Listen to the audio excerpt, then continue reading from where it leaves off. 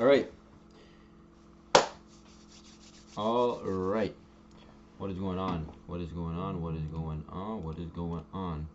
Today I wanted to talk about tennis. I guess pickleball too. Like, if you like pickleball, I'm more of a tennis guy, and why I think everyone should start playing it, and why I think it will change your life.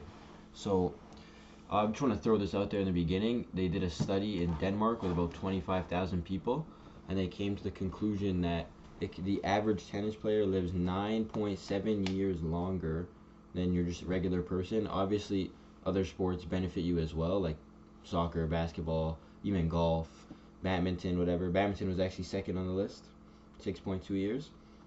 But I think the most important thing with tennis is that it's a sport that you're gonna continue playing in your 40s, in your 50s, in your 60s, in your 70s. Whereas like soccer, basketball, a lot of contact sports, mid 20s you start to decline, and you don't really see as many players over 30 playing.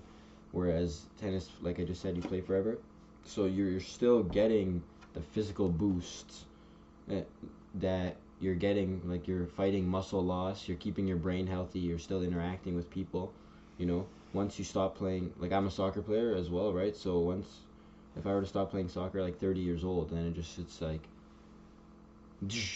you know, it's like 25, 26, 27, and just flat lines. So it's completely different, you know. Tennis forces you to stay alert every single second of the game, because it's not like soccer, for example, or basketball, where there's so many people on the court. Yeah, if you don't have the ball in those sports, you could still be making runs and stuff. But tennis, the ball is back and forth and back and forth. It's you and me, and you're alert the whole time. So I think that helps your reaction time over time and your mental focus, and that's very key in fighting cognitive diseases as you get older. Another thing that helps you fight the cognitive diseases is your grip strength. So your grip with your left hand doesn't matter. When you're hitting the ball in tennis, you need to have a very strong grip on the racket. Even badminton and pickleball as well. And that is a key indicator for how well you're aging. If you're losing a lot of grip strength, you're aging way too fast. So maintaining strong grip strength and improving it as well will help you fight cognitive diseases as well. As you get older, you'll still be healthy. You'll still be able to do things for yourself, which is great. You know, and like I already talked about, tennis is not a contact sport. So as you're getting older, you can continue playing, continue working on your mental health life, your physical, your cardiovascular health, and your body, your strength. You know, you keep some muscle on you, which is good. And never mind all the physical talk, it's also very good for mental health compared to a lot of other activities that people do once they don't play their soccer, their basketball, their hockey anymore. So usually people get to a certain age where they stop playing their main sport and they just take on jogging or working out at the gym, which is great activity still. They both are very good for your physical health.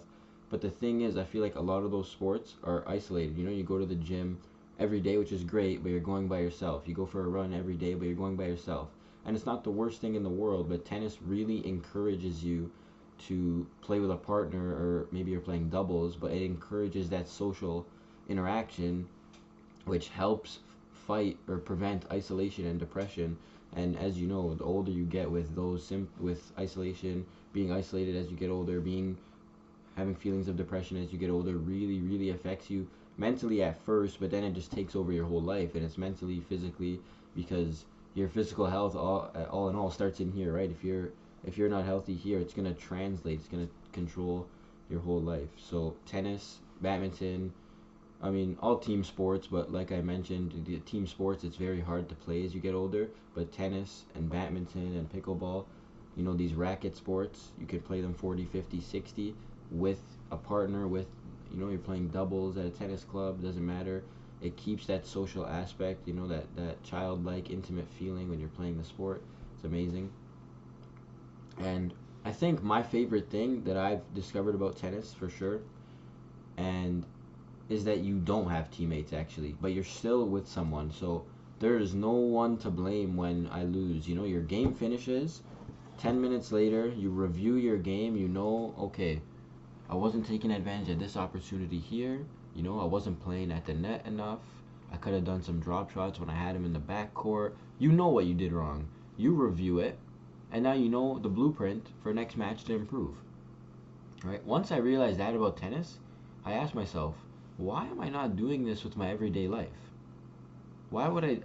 How could I have not thought of this before? Well, it's okay because it came to me eventually, and now I started journaling very heavy and reviewing my days and making changes as we go. And it's been about a few weeks now, and it's really, really kept me like it's kept me on. I don't know how to. It's kept me on my toes. I guess I don't know. It's keeping me straight. So I've been sleeping way earlier, waking up way earlier, cut down my screen time heavily. Like it's been amazing, and I'm thanking the racket sports for that. And the final thing I want to talk about is, if you're not too big on tennis, I'm sure you still know about Roger Federer. He's widely known as like the best tennis player ever, right? But you would be as surprised as I was to hear he only won 54% of the points that he played in his career. And what that means is when they're rallying back and forth, he only won those rallies 54% of the time. That's unbelievable. But what I'm trying to say is that tells you you don't have to win every single battle. You don't have to be great every single day. You don't have to be perfect all the time. You just need to show up when it matters.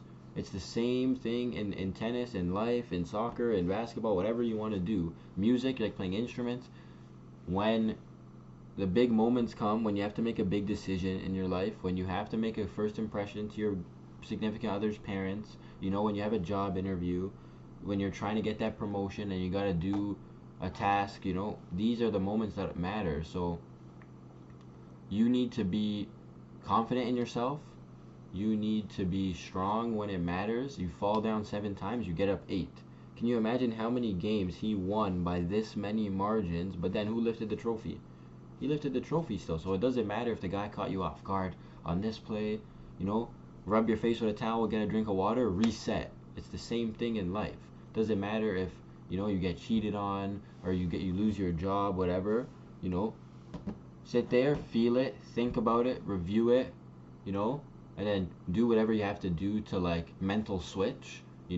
One thing for me to mental switch is like a very short but freezing shower. That's like my mental flip, and then boom, on to the next. Anyway, guys, 168 hours in a week.